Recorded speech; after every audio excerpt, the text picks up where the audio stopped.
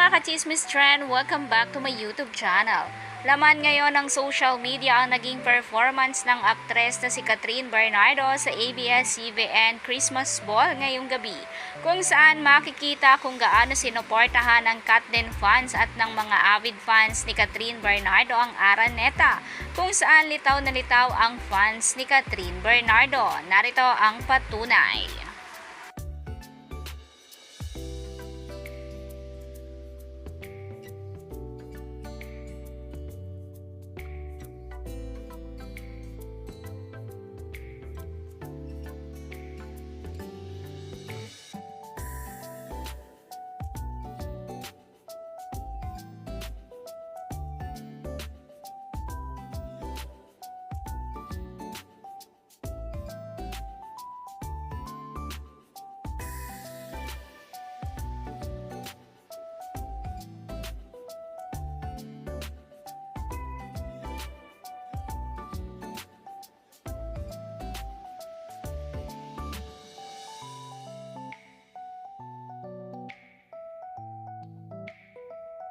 Sa kabilang banda, matatandaan na nagkaroon pa noon ng performance sila Daniel Padilla at Catherine Bernardo kahit magkahiwalay na sila, kung saan huling pagpapakilig nila ito sa Katniel fans. Ang tanong kung nag-cruise nga ba ang landas nila Daniel at Catherine sa backstage sa Araneta.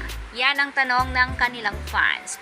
Mukhang iniiwasan nga ni Catherine Bernardo na mag-cruise ang landas nila ng aktor na si Daniel Padilla backstage. Yan ang say ng Katniel fans dahil nga raw sa mabilis na kilos ni Catherine Bernardo na makikita sa camera kung paano siya maglakad upang hindi nga raw makasalubong si Daniel Padilla.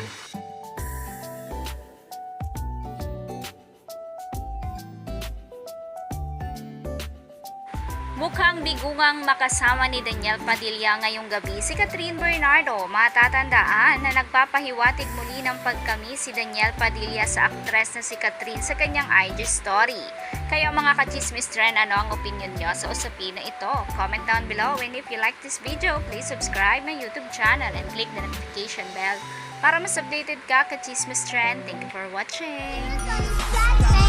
Throwing hundreds where I wouldn't be the first time I done it. Throwing hundreds where I wouldn't be